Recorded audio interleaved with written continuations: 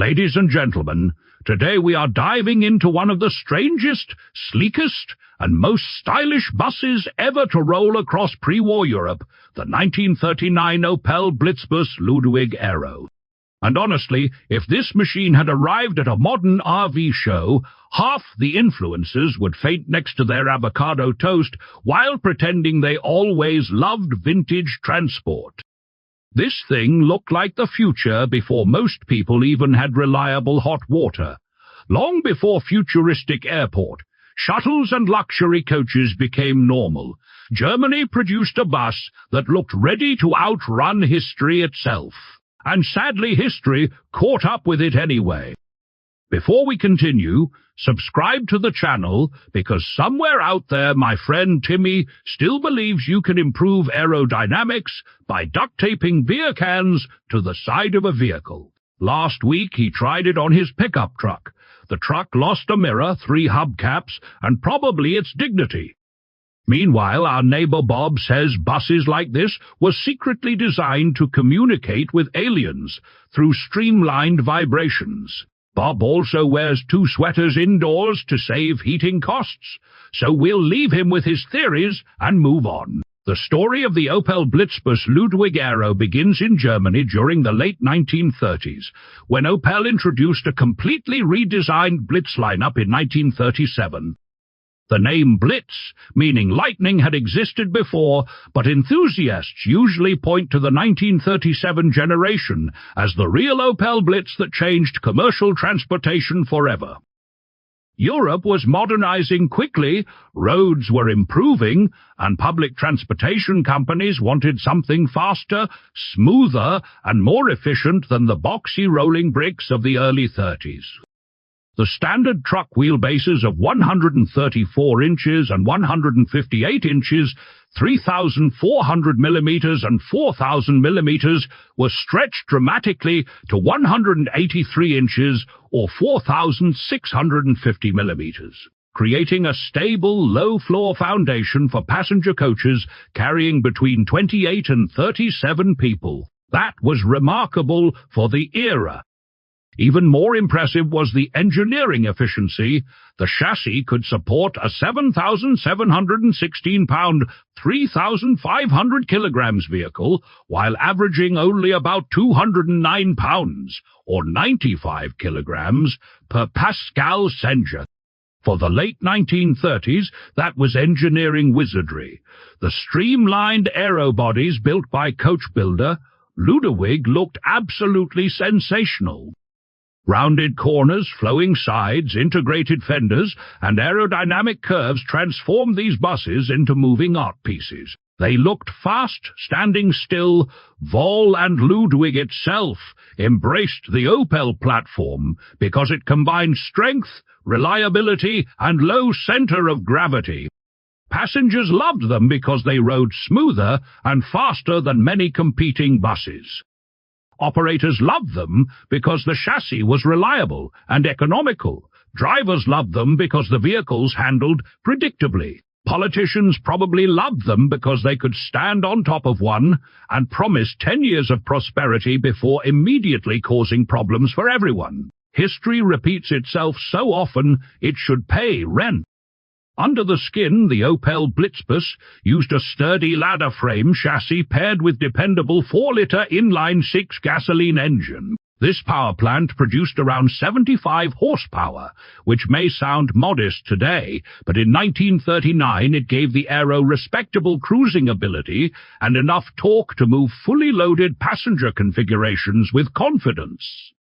The engine was mounted in the front and connected to a manual transmission driving the rear wheels. The low-frame Niederrahmen layout became one of the vehicle's greatest strengths. By lowering the chassis height, passengers could board more easily, handling improved, and bodybuilders gained freedom to create elegant aerodynamic shapes.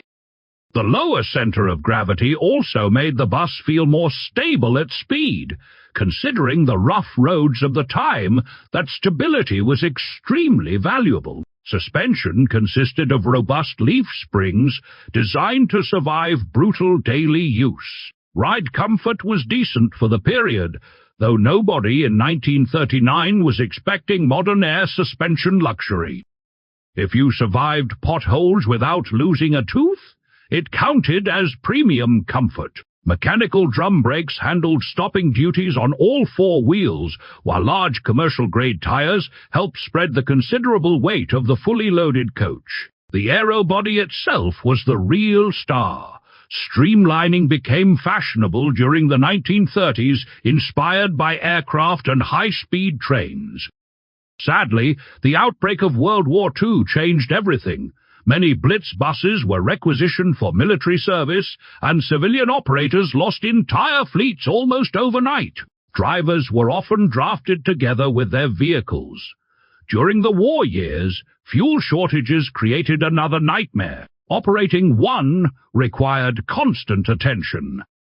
The stove had to be preheated, refilled regularly, and drained of tar and moisture. Engine performance dropped dramatically. Imagine trying to maintain a luxury travel experience while your bus smells like a wet campfire and moves with the enthusiasm of a tired donkey. Timmy would probably call that good enough for a road trip, especially after his third beer. Compared to competitors of the era, the Opel Blitzbus stood out because it combined commercial durability with genuine style. Many buses in the late 30s prioritized function over appearance, but Ludwig and Opel understood that presentation mattered. This was public transportation designed to impress passengers. In many ways, it anticipated the streamlined intercity coaches that became popular after the war across Europe and America. The market for luxury and semi-luxury buses was growing rapidly before the war interrupted industrial progress. Today, surviving examples are extraordinarily rare. Most were destroyed during wartime service, scrapped afterward, or simply worn out through decades of heavy use. That rarity has made the remaining Opel Blitz buses highly collectible among vintage commercial vehicle enthusiasts. Original production pricing varied depending on body configuration and operator requirements, but these buses represented serious investments during their era. Auction appearances are extremely uncommon, but restored Opel Blitz variants have sold through European collector auctions for impressive sums. Depending on originality, condition, and coach builder history, surviving examples can command prices well into six figures in euros. And honestly, they deserve it. This machine was not merely transportation, it was rolling industrial art built during one of history's most turbulent periods. What makes the Opel Blitzbus Ludewig Aero special is not only its appearance but its ambition. It represented a belief that even everyday transportation could feel elegant and futuristic. Despite war, shortages, and destruction, the surviving legacy of the Aero still reminds us how bold designers once dared to think. It was fast, beautiful, practical, and optimistic, a rare combination in any decade. And before we finish, huge thanks to the sponsors of this channel, the legends supporting us every month so I can continue explaining bizarre vintage vehicles while Timmy accidentally repairs things with barbecue tools. You people are true heroes. Even Bob appreciates you, although he thinks YouTube memberships are secretly monitored by intergalactic accountants hiding inside Wi-Fi routers.